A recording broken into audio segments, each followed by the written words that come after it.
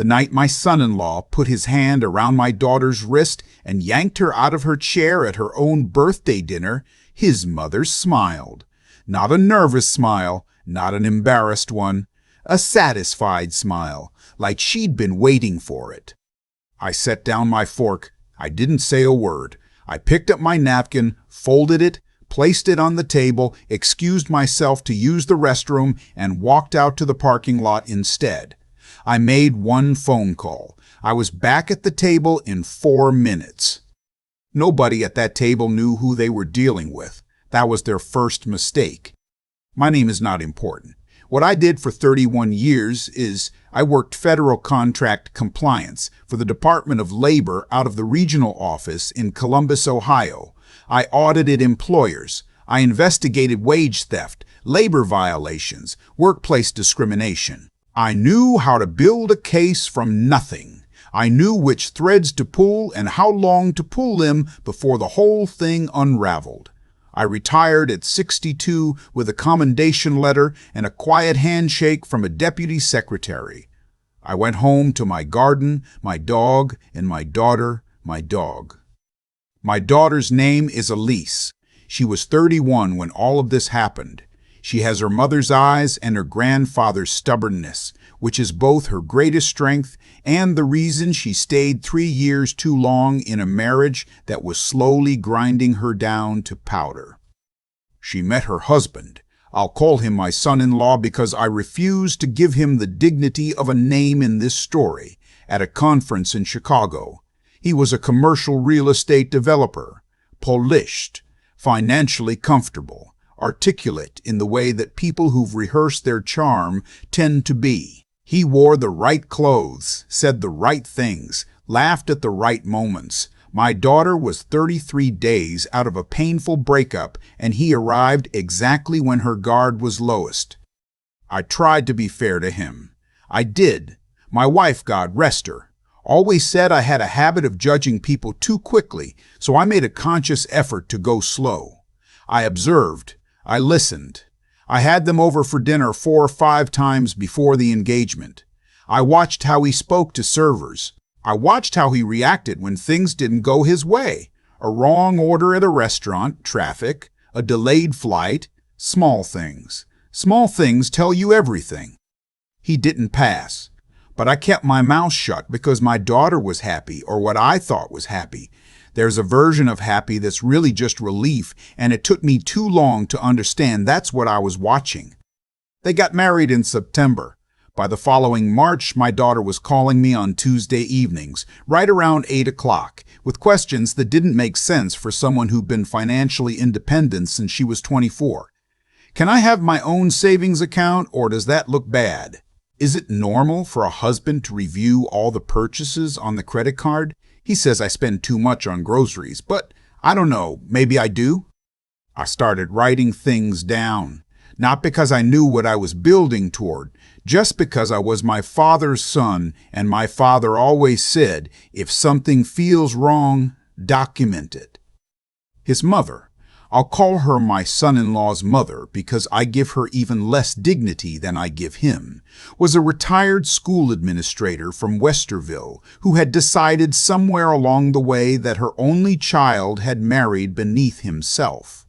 She made this known through a specific kind of passive cruelty that's hard to describe to anyone who hasn't experienced it. Comments about Elise's job. She's a physical therapist, a profession that requires a graduate degree and genuine skill, but his mother referred to it as the clinic work.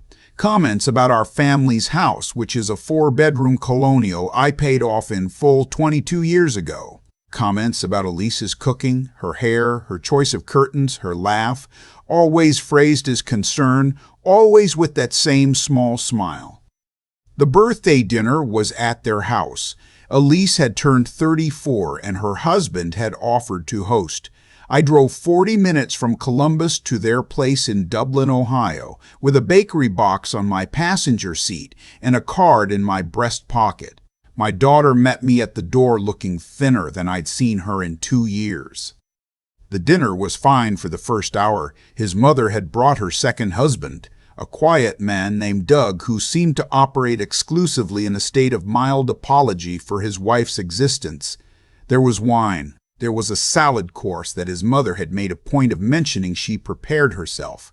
There was conversation about real estate markets and interest rates that I participated in and his mother largely ignored. Then my daughter said something. I don't even remember exactly what she said. Something gentle, something that was meant as a small joke about how her husband had forgotten to mention a dinner reservation they'd missed the week before. It was nothing. The kind of thing couples say to each other at tables in front of family all the time. He turned his head. His expression changed in a way that I had not seen before, not in front of me anyway, and he reached across, took her wrist and pulled her forward and then down, hard enough that she caught the edge of the chair on her way and landed on one knee on the hardwood floor. There was 1 second of silence. His mother said, "And I will remember these words until the day I die. Good. Maybe now she'll think before she opens her mouth at the dinner table." Doug looked at the tablecloth. My daughter sat on the floor and didn't move, the way someone sits when they've learned that stillness is safer than reaction. That stillness, that particular trained stillness, told me everything I had been refusing to see for 3 years. I got up, I walked around the table, I helped my daughter to her feet, and I looked at her, and I said quietly, "Go to the kitchen, get some water, take your time." She went because I asked her to, and she went quickly, and I think she went because she was afraid of what might happen if she stayed and watched what came next. I turned to my son-in-law and I looked at him for a long moment. He had the expression of a man who expected a confrontation and was prepared to win it. He was bigger than me by 2 inches and 30 pounds and 28 years. And I am 63 years old with a bad left knee and reading glasses in my shirt pocket. I said, "Enjoy the rest of your evening." I walked to the hallway, got my coat, went to the kitchen, told Elise I'd be outside, and stepped into the cold. It was March, 50 degrees and overcast, and I stood next to my car in their driveway, and I called my former colleague Pete, who retired from the dole 2 years before I did, and who had spent the last decade doing private labor and financial forensics consulting. I said, "Pete, I need you to help me find something." He said, "Personal?" I said, "My son-in-law." He was quiet for a moment, and then he said, "Send me what you have in the morning." Elise came out 10 minutes later with her purse and her coat and my bakery box because she had not forgotten to take the birthday cake, which is exactly the kind of person she is. She asked me if I wanted to come inside. I told her no. I told her I loved her. I told her to call me anytime, day or night, regardless of what he said about the phone bill. She looked at me in the way that children look at their parents when they are too old to cry and too tired not to want to. I drove home. I didn't sleep. I started pulling threads the next morning. My son-in-law's development company was a mid-sized LLC he'd co-founded with a partner in 2017. They did commercial acquisitions, primarily strip mall redevelopments and mixed-use projects in Central Ohio. On the surface, everything looked stable. A decent portfolio, some leverage, a couple of long-term tenants. Nothing remarkable. But I had been auditing businesses for 3 decades, and I knew that what a company looks like on the surface and what it looks like in its filings are 2 different animals. Pete came back to me within 72 hours. He had found a pattern of intercompany transfers, money moving between my son-in-law's LLC and a second entity registered in his mother's name that had no obvious business rationale. The amounts were inconsistent. The timing was irregular. The documentation, what existed of it, was thin. Pete said, "I can't tell you what this is yet, but I can tell you it's not nothing." I said, "Keep going." I also started paying attention to what Elise was telling me, which I had been hearing but not recording in any systematic way. Over the next 3 weeks, I took notes after every Tuesday call. The financial control was the clearest pattern. He managed all joint accounts. She had a debit card with a monthly allowance, his word, of $600. She had stopped spending money on things she wanted because explaining the purchase wasn't worth the evening that followed. She had stopped seeing her two closest friends because they made her negative. She had stopped coming to family dinners at my house with any regularity because he preferred to spend weekends with his mother. I had a name for what I was looking at. I'd seen it before, not in marriages, but in workplaces, the systematic reduction of a person's options until they believe they have none. Coercive control.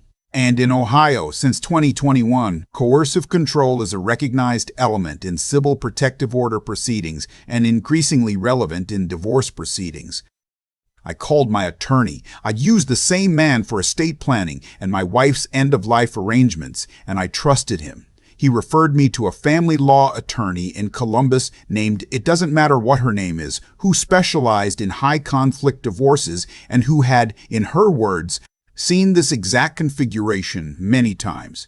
She told me the financial irregularities Pete had identified were worth documenting formally. She told me the pattern Elise had described over 3 years was documentable and potentially significant. She told me that if Elise wanted to leave, she should leave carefully and with support, not in a dramatic exit that could be characterized against her later.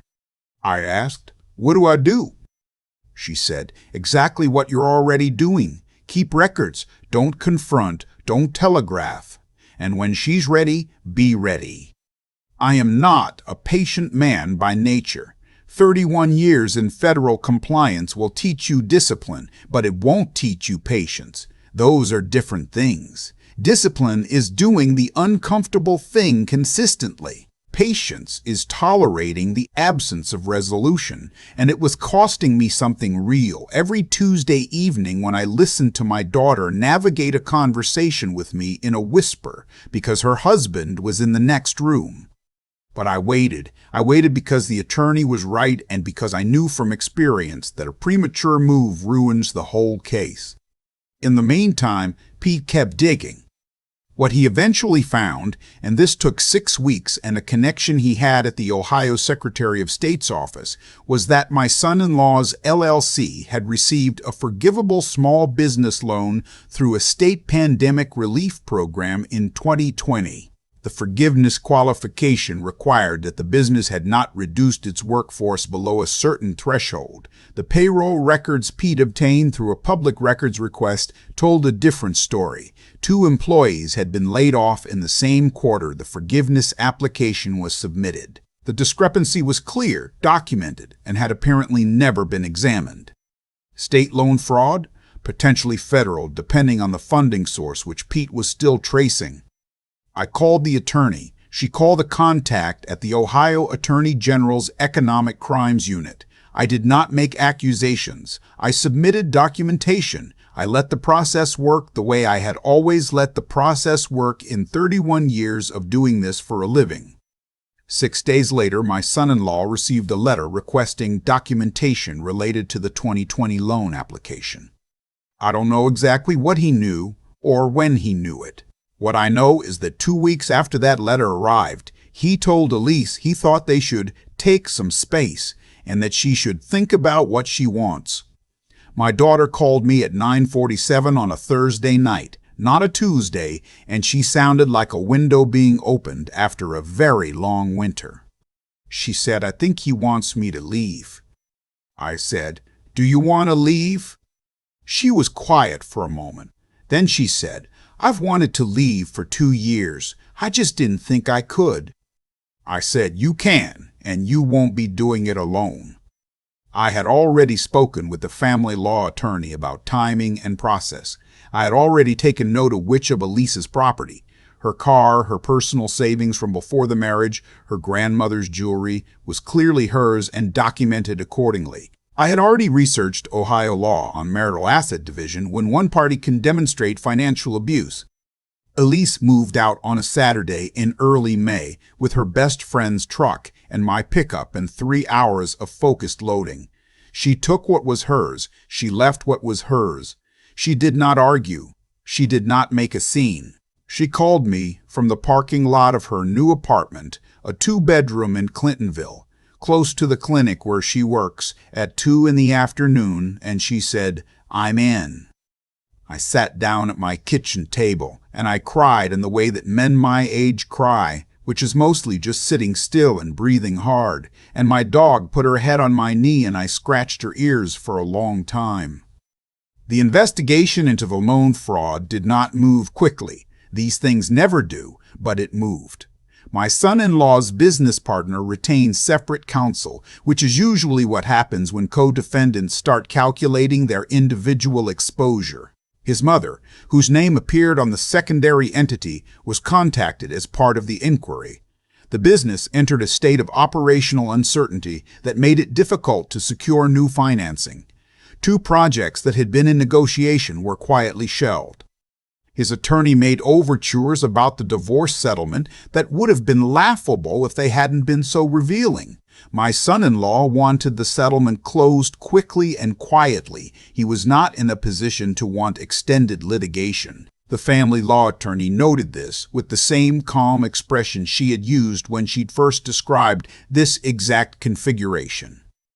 Elise got her car, her grandmother's jewelry, her personal savings, and a settlement that reflected 3 years of documented financial contribution to the household, combined with 3 years of documented financial control. It was not everything she deserved. No settlement ever is. But it was enough to start. I don't tell you this story because I want credit. I tell you this because when my daughter was sitting on that hardwood floor on her 34th birthday in her own home, in front of her own family, and the woman who was supposed to be her family by marriage laughed. When that happened, I made a decision.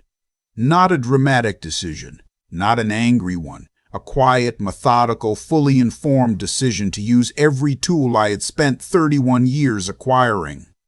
The man across that dinner table thought he was dealing with an old retired government worker who was going to go home and fume and feel helpless. He had never made a more costly assumption. I want to say one more thing because it matters. Elise is the one who made the hardest choice in all of this. I found the documents. Pete did the forensic work. The attorneys navigated the process. But my daughter is the one who walked out of that apartment on a Saturday morning with her chin up, knowing that the man she had married and the woman who had raised him had spent 3 years trying to make her believe she had no options and no worth outside of what they allowed her. She knew that wasn't true.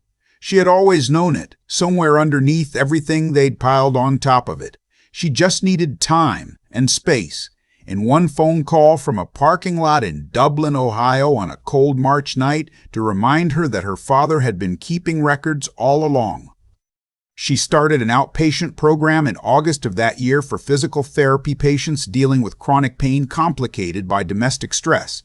Her caseload filled in 6 weeks. Her supervisor told her she was the best clinician they brought on in a decade. She called me on a Tuesday evening to tell me about it, and she was laughing, and I recognized the laugh. It was the one she'd had before all of this, the one that had gone quiet somewhere in that house in Dublin. It was back. That was enough. I've been sitting with this story for a while now, trying to figure out what it actually taught me. Not what I want it to have taught me. What it actually did. The night my son-in-law pulled Elise out of her chair, he wasn't just losing his temper. He was showing me something he'd been hiding for 3 years, that he believed he could do whatever he wanted to. My daughter, and that no one at that table had the standing to stop him. His mother's laugh confirmed it. They had a system, and they trusted it. What they didn't account for was that I had spent 31 years building a different kind of system. One that runs on documentation, patience, and knowing exactly when to move. I think about cause and effect a lot, not in any mystical sense, just the plain mechanical version.